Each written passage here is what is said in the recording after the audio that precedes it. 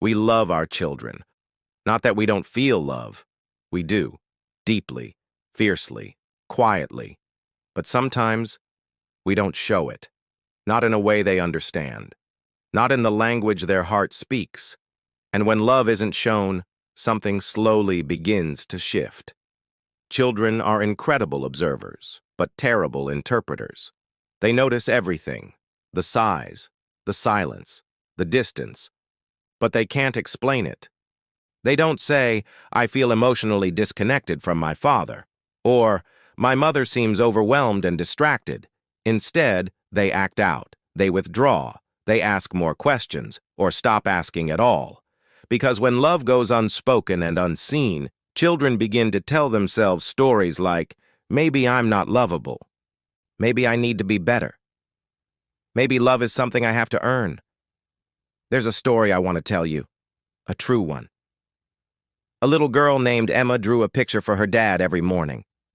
She left them on his desk before school. Tiny hearts, smiley faces, crayon stars. He was always busy. He never mentioned them. One day, she stopped drawing. A week later, her father noticed. "Why no more pictures?" he asked. Emma looked down and said, "I thought maybe you didn't like them."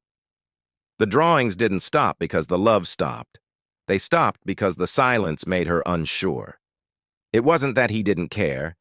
It's that he didn't say it, didn't show it.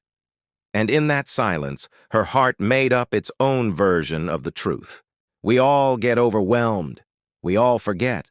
We assume they know. We assume the small things don't matter. But to a child, the small things are everything. One sentence, one hug, one moment of full attention can become a lifelong memory. Love is not just something we feel, it's something we do.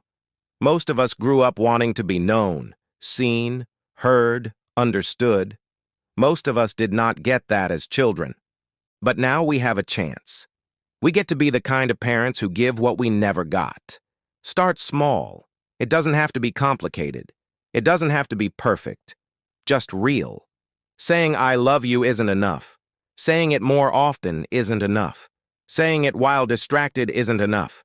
Saying it without meaning it isn't enough. It needs to be real. Real hugs, real eye contact, real conversations, real affection. What does it look like? I can only share our home, our family routine. Every night at dinner, we talk about 3 highlights of everyone's day. Then before bed, I read with my kids. No screens or toys, just us. In the morning, I make breakfast with my daughter. My son helps me water the plants. We sing songs together. We dance. We laugh.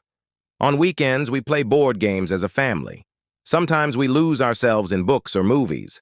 Sometimes we sit in silence and just enjoy each other's company. It doesn't have to be perfect. It just has to be real. When you are intentional about showing love, something beautiful happens. Children mirror your actions. If you show love, they will learn to show love. If you show affection, they will show affection. If you show kindness, they will show kindness. If you show gratitude, they will show gratitude. But if you show disconnection, distraction, or dismissiveness, they will mirror that too. Our job is to build a legacy of love, not just within them, but around them. If you are intentional about showing love, something beautiful happens. Love becomes the default setting for your child. Love becomes the language they speak. Love becomes the melody they hum. So this week, let's try something new. Let's try to show love on purpose. Let's give them the love they need to thrive. Let's give them the love they deserve. Let's give them the love they are longing for. Let's give them love. Because love is not just something we feel, it's something we do.